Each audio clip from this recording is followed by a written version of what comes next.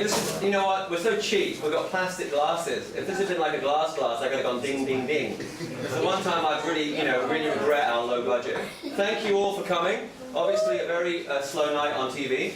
No one else had anything to do but come to see these wonderful old posters. Thank you. I really appreciate this.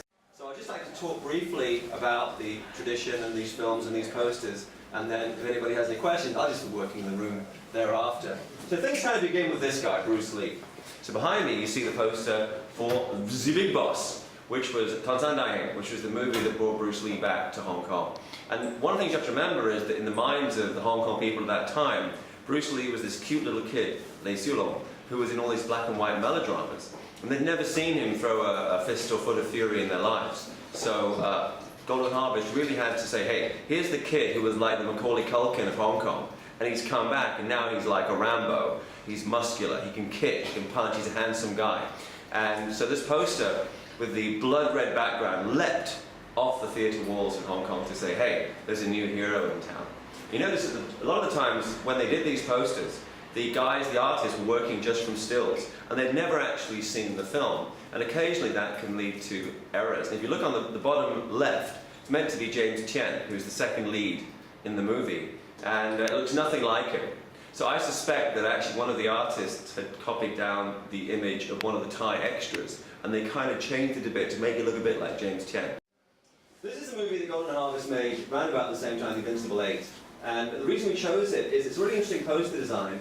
They obviously didn't have a single leading man. It was an ensemble of 8. And so they weren't selling it on, here's the lead guy, here's the pretty girl. Instead, they want to convey the energy of these 8 warriors riding into battle. And it's an unusual thing because, in a way, if you actually took out all the typeface on the poster and presented that as a piece of fine art, it probably would work. I mean, most of the time, if you take all that out, you would know you were looking at a movie poster. Here, that's not the case. If you took that out and put it in a gallery, you'd say, okay, that's actually a representation of that period of history. And it indicates that probably they thought that the Mandarin language swordplay films played to a slightly more educated audience than the Kung Fu films. So wuxia, all the classic films based on the old novels, on the old histories, those people would handle that kind of art, whereas the common workers, they needed a guy doing a kick. So this is the two different kinds, like, side by side. Now over here is Hapkido, or as we like to call it, Hapkido. Can I tell you the Hapkido story? When they dubbed the film into English, they mistakenly, it's about a martial art called Hapkido, hence the title. But the guys in the dubbing studio were never told this. So they dubbed it all the way through as Kung Fu. And then when the studio got the film back and they said, no, this movie's about Hapkido. It's about a guy doing Hapkido.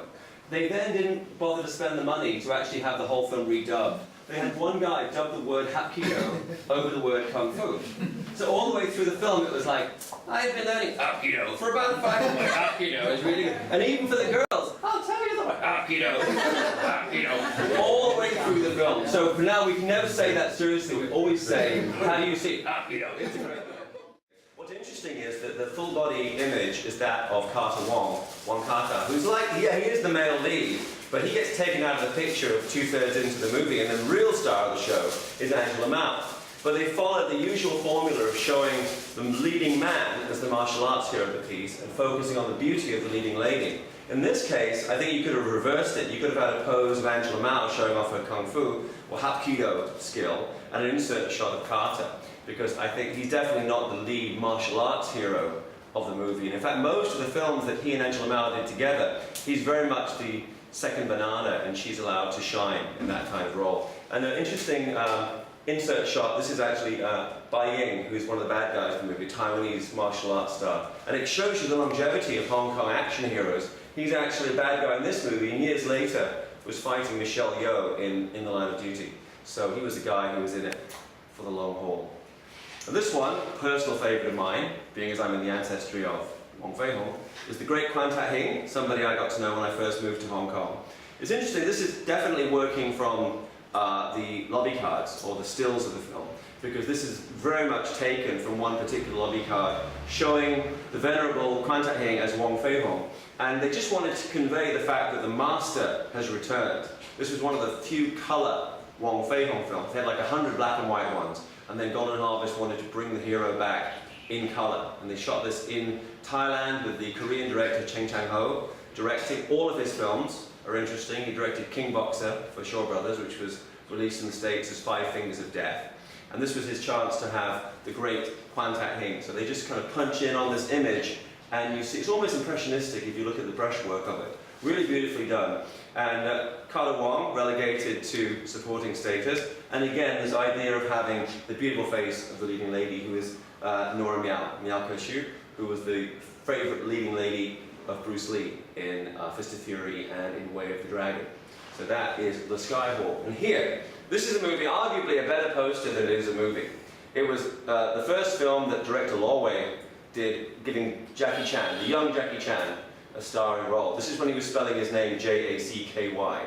And he was signed up to be, actually he's not impersonating Bruce Lee, he's playing another student from the same school as Bruce Lee, who's like kind of following in the footsteps of Chen Zhan, who's the hero of Fist of Fury. So you get this very stylized image. This is actually done, the film was shot in Taiwan, and the poster art was done by Taiwanese comic book artists. And it's very fine line, very stylized, very unique look to it. And you see Jackie kind of caught mid-kick. This is based on a black and white shot taken during the shooting of the movie. This is actually the director of the movie, Law Wei, who directed Big Boss and Fist of Fury for Bruce Lee, who had been a leading man in his own day as an actor. And again, these close-ups, the lovely Nora Miao, again, as our leading lady. This idea of close-ups in the background is one central figure, who's this dynamic male hero. And that's actually, the image of Jackie is taken from a black and white still, and the black and white still is wearing a full kung fu outfit. But they wanted to kind of sell it like a Bruce Lee style, so they, in the artwork they take the shirt off him and they paint in all those muscles, like I do on my home movie. Anyway, this was kind of the 70s. And the 70s, in a way, with the exception of the swordplay picture, they were kind of telling everybody, what you're seeing in the movies is kind of real. Bruce Lee is a real fighter. You know, Carter Wong, Kwan Tak Hing are real fighters, and you're going to see real kung fu. As you move later in the 70s and into the 80s, it becomes more, Hong Kong movies become like a cartoon. You're going to see guys on screen performing in a way that seems humanly impossible, that you can only see in animation. And this is an example of that with Warriors 2, which is a movie about the origins of the Wing Chun kung fu style. Some of you probably saw Yip Man. Yip Man was like the most famous practitioner of Wing Chun. Before that, it was a guy called Leung Jan, who was like a very famous patriarch of the Wing Chun style. And that's him depicted at the bottom.